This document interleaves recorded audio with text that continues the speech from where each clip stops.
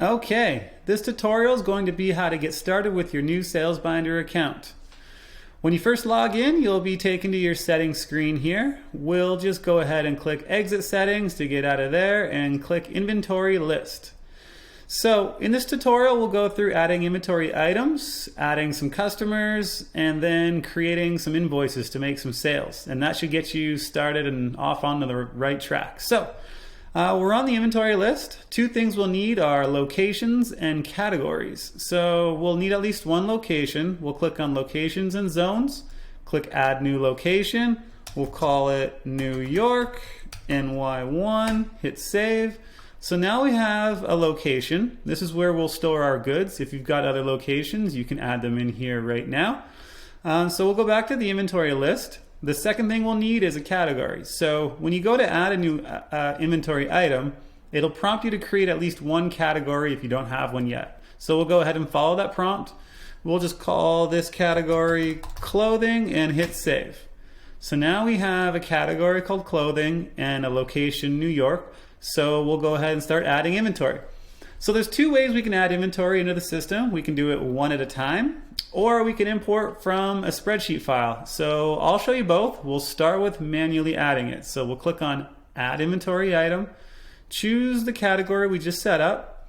We'll call this one Manually Added Item, and we'll just go ahead and skip through all these things for now. We'll just give it a unit cost of 50 bucks, and we'll sell it for 100. We will say there's 20 of these in stock. We'll set a low stock reminder of 5, and that's all we have to do. So we'll hit save. Now we've got our first inventory item in the list. So if you've got a lot of inventory, you can organize a spreadsheet file, save it as a CSV, and import it. So to do that, you click on Tools, Import New Inventory Items. We'll select the category we're going to import into, hit Next, and then we just browse our hard drive for our spreadsheet. So here we'll have our clothing list spreadsheet.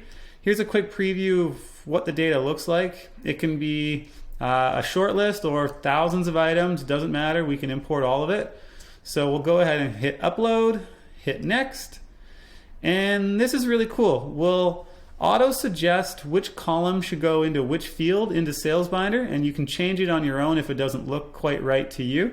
We'll go ahead and assume everything's correct. We'll say we're going to import it into our New York location, and we'll just hit import. And that's it. So all of our items were just instantly imported. It's all set up, and you'll see our manually added item at the bottom, and we just added 5 new ones. So our inventory list is now populated. We'll move on to the customer list. So if you click on customer list on the left-hand side, it's the same thing here. We can go ahead and click add new customer. We'll call this one John Doe, and we'll just hit save. The bare minimum information you need is just an account name, but you can plug in all the other stuff if you'd like. And we'll also go ahead and import data here too. So we can click on Tools, Import Customer List, choose File. We'll browse our hard drive for the customer spreadsheet file, and we'll hit Upload, Next.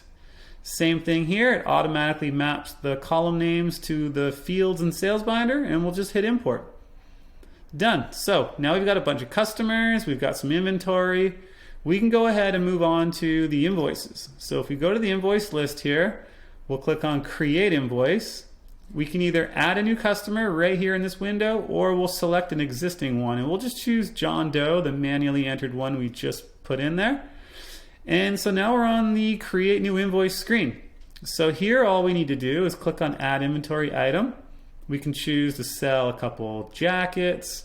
We'll do a few polo shirts, and then we'll hit Done, and you'll see them added to the document. You can adjust any of the fields you want, but for this example, we'll just hit Save, and that's it. We just sold those items in that invoice, and they've been deducted from stock. So as an example, the winter jacket line item here, we sold 2. If we click on that item, you'll see that there were 14 in stock. Now we have 12 for sale. And you'll see on the bottom here in our activity feed, which is available for all types of records in the system, it gives you a nice history of what's going on historically for the actions related to each specific record in the system. And here you'll see that it's logged. We added 2 units to invoice 508. And that's it. So that's how we've gone through adding inventory, adding customers, doing your first sale and an invoice.